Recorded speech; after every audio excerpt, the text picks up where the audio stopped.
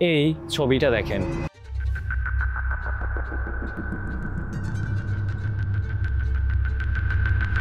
এটা কলকাতার বিধানচন্দ্র কৃষি বিশ্ববিদ্যালয়ের নোটিশ বোর্ডের একটা চিত্র। এটা কোনো নর্মাল নোটিশের চিত্র না।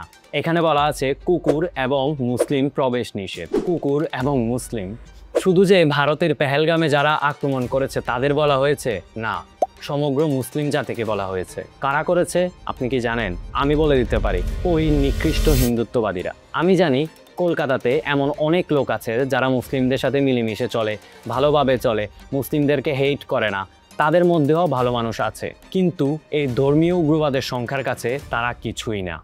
যাই হোক, এই পোস্টারটা দেখানোর কারণ হচ্ছে আপনাদেরকে বোঝানো যে ইসলামোফোবিয়াটা আসলে কি। বাংলাদেশে কখনো দেখেছেন এমন কিছু?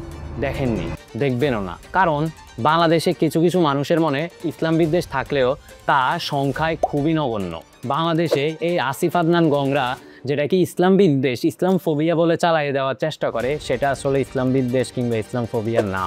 হ্যাঁ, তবে এটা সত্য কথা যে কিছু কিছু জায়গায় আমরা সত্যিকার ইসলাম বিদ্বেষ দেখতে পাই। যেমন কোনো নারী যখন হিজাব পরে ক্লাসরুমে প্রবেশ করে তখন অনেক প্রফেসর আছে তাদেরকে হেনস্থা করার চেষ্টা করে। তবে এই ইসলাম বিদ্বেষের পরিমাণটা এমনও না যেভাবে তারা বলার চেষ্টা করে যে ইসলাম শেষ, ইসলাম ধ্বংস হয়ে যাবে, সারা দেশে ইসলাম বিদ্বেষ আর ইসলাম বিদ্বেষ।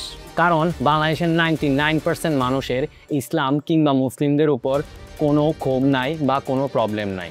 কিন্তু যখন কোনো এক গোষ্ঠীর মুসলিম এসে বলে যে দেশ চলতে হবে ইসলামের নিয়মে, আমার ধর্মের নিয়মেই সব চলবে, এটা মানুষ সমর্থন করে না। মেজরিটি মানুষ মনে করে যে দেশ চলুক সিভিল নিয়মে, যেখানে সবাই সমান। একজন পাক্কা মুমিন যে অধিকার পাবে, একজন মডারেট মুসলিম কিংবা একজন নন প্র্যাকটিসিং মুসলিমও সেম অধিকার পাবে। একজন বৌদ্ধ, খ্রিস্টান, হিন্দু বা নাস্তিক ও সমান অধিকার পাবে। এই নিয়মে তারা বিশ্বাসী। এই ইউনিফর্মিটি বা ইকুয়ালিটিকেই অনেকে ইসলাম বিদ্বেষ বলে চালিয়ে দেওয়ার চেষ্টা করে। আসলে এটা ইসলাম বিদ্বেষ না। এই জায়গায় যদি এক গোষ্ঠী হিন্দু কিংবা এক গোষ্ঠী খ্রিস্টান এসেও বলতো যে দেশ চলবে আমাদের ধর্মের নিয়মে, তখনও এই গ্রুপের মানুষ বিরোধিতা করত। যখন আপনি ইসলামকে, আপনার ধর্মকে নিজের মধ্যে সীমাবদ্ধ রাখবেন, ততক্ষণ পর্যন্ত একজন বিবেকমান মানুষ কখনোই আপনাকে হেট করবে না। কিন্তু যখন আপনি ইসলামের নাম নিয়ে অন্যের কিংবা বাকি সবার জীবনে হস্তক্ষেপ করতে চাইবেন, তখনই আপনি ব্যাকল্যাশের শিকার হবেন।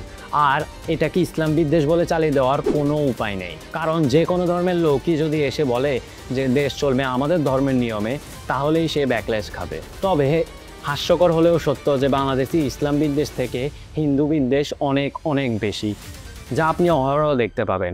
নিচে কমেন্ট বক্সের রিলটি দেখে আসেন।